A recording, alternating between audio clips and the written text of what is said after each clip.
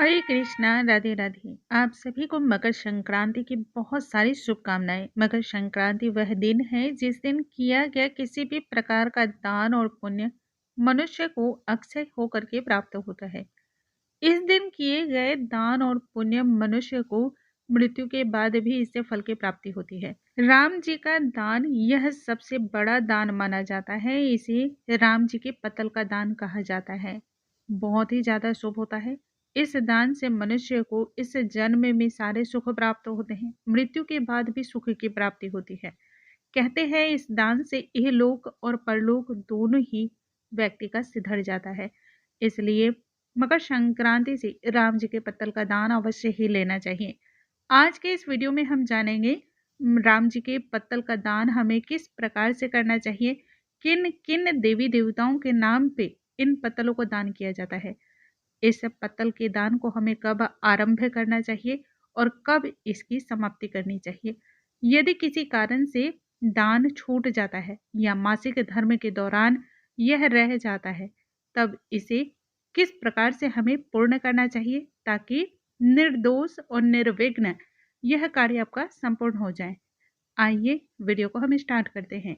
नमस्कार दोस्तों, कैसे हैं आप सभी। उम्मीद करती हूँ आप सभी स्वस्थ होंगे, सुरक्षित होंगे और आप सभी के उत्तम भविष्य की कामना करते हुए आज का ये वीडियो स्टार्ट करती हूँ। मकर संक्रांति के दिन से हम कई प्रकार के नियमों का संकल्प लेते हैं, जैसे कि राम जी की पत्तल का दान, धन लक्ष्मी दीपक को प्रज्वलित करने का नियम, कोठी भरने का नियम, इसके साथ चौक चुनरी का नियम और भी ना जाने बहुत सारे ऐसे कार्य होते हैं। परंतु मैं सिर्फ और सिर्फ आपको महत्वपूर्ण कार्य ही बता रही हूँ। देखिए, संक्रांति पर सुहाग कुंडा भी भरा जाता है। संक्रांति पर कीरी नागरा जमाने का भी नियम लिया जाता है। तो जितना संभव हो सके उतने तो कार्य अवश्य ही करने चाहिए। बहुत सारे लोगों का प्रश्न होता है, नियम इतने सारे हैं कि हम किन किन नियमों का पालन करें।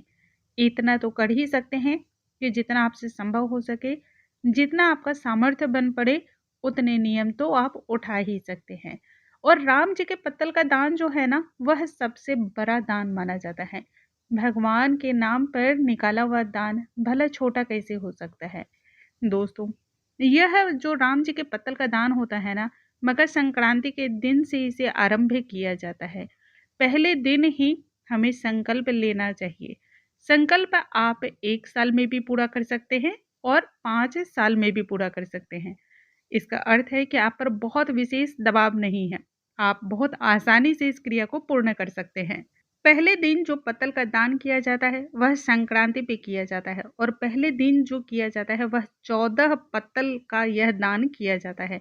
यानी कि 14 अलग अलग जगहों पर भोजन निकाला जाता है और इन्हें जरूरतमंद व्यक्ति को दान कर किया जाता है। 14 पत्तलों का ये दान हमें 25 बार करना चाहिए, यानी कि 25 बार इन प्रक्रिया को निभानी चाहिए, यानी 14 इंटू 25। तो आप इस प्रकार से दान 1 साल में भी पूर्ण कर सकते हैं और 5 साल में भी पूरा कर सकते हैं। संकल्प आप उसी प्रकार से लें जैसा आप निभा सकते हैं। मकर संक्रांति के दिन जो दान सबसे पहला किया जाता है वह भगवान श्री राम के नाम का होता है। उस दिन तिल, गुड़, दही, चूड़ा इत्यादि इन सभी चीजों से दान आरंभ करना चाहिए। जब आप 14 पत्तल लगाएं उस समय सभी पत्तलों में दक्षिणा भी अवश्य रखनी चाहिए। देखिए, दक्षिणा क्यों रखी जाती है, ताकि दक्षिणा से जो भी हमारी त्रुटि हो जाती है ना, वह सभी पूर्ण मानी जाती है, यानी कि त्रुटि समाप्त हो जाती है। उसके बाद जितने भी आप पत्तलों का दान करेंगे, यानी 14 पत्तल, देखिए हर बार 14 पत्तल ही लगाए जाएंगे, इस बात को आप ध्यान रखिएगा, और 25 बार ऐसे 14 पत्तलों को आपको लगाना है।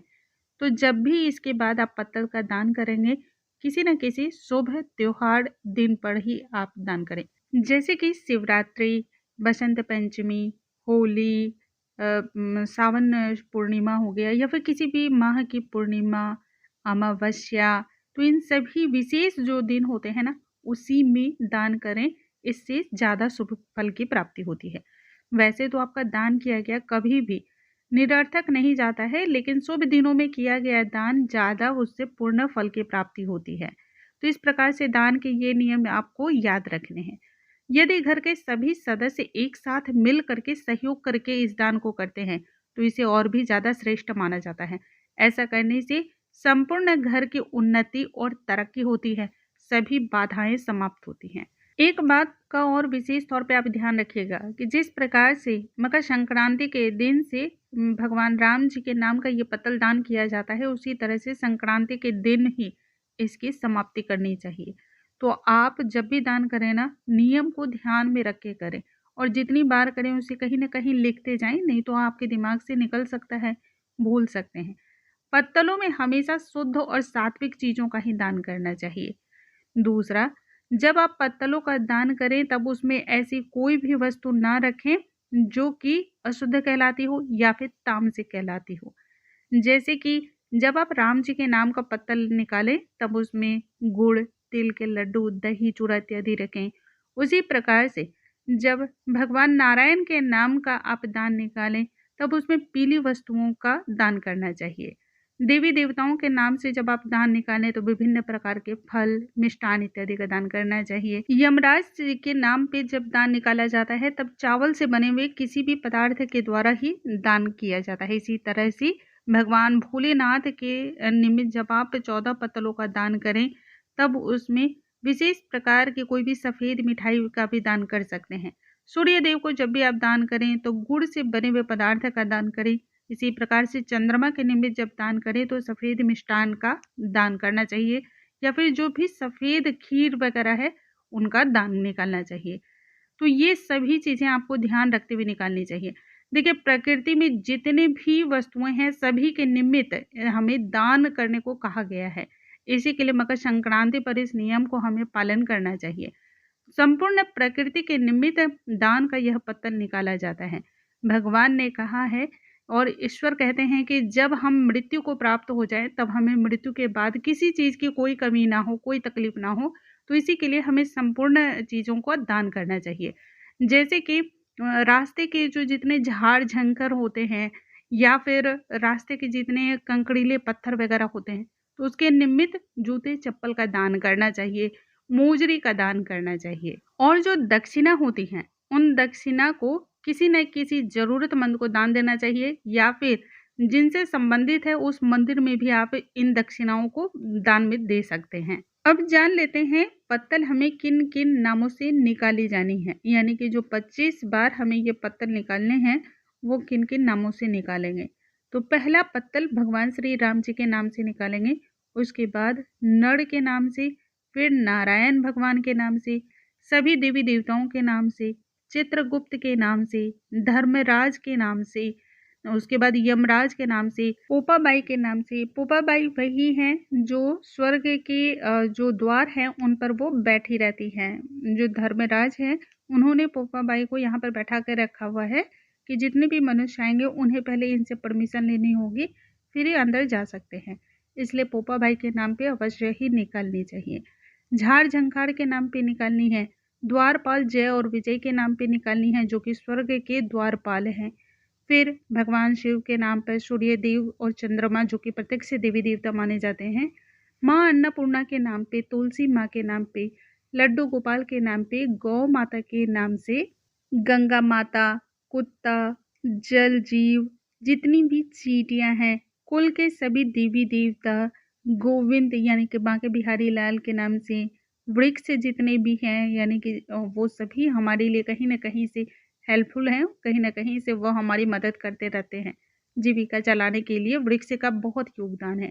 तो वृक्ष के नाम से भी भिखारी, चील, कौवे, इन 25 जगह के नाम से आपको ये पत्तल का दान करना है। ये जो राम जी का 14 पत्तल का दान होता है तो ये इस प्रकार से यदि आप नियम लेते हैं बहुत ही आसानी से, देखिए जब आप किसी भी संकल्प को लेते हैं ना तो भगवान भी उस संकल्प को पूरा करने में आपकी सहायता करते हैं।